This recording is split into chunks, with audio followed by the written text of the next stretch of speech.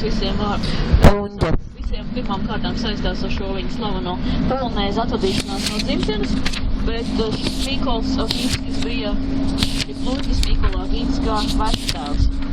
Tā, ka divi slaveni Mīkola Oginski un Luņģis Mīkols Oginskis bija slavens ar to, ka viņš finansēja Čurļoņa studijas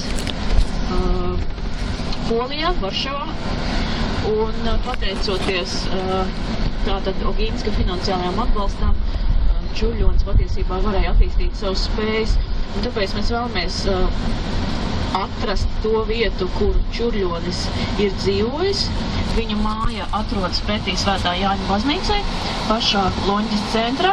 Tas ir mūsu pirmais uzdevums, un otrais, ko mēs gribam atrast, tā ir šī Luņģis mūža, kas piederēja Oginskim, kurš šobrīd atrodas Žemaiču mākslas muzejs. Un tad, kad mēs šos divus objektus būsim atraduši, tad mēs dodamies tālāk uz Telšiem.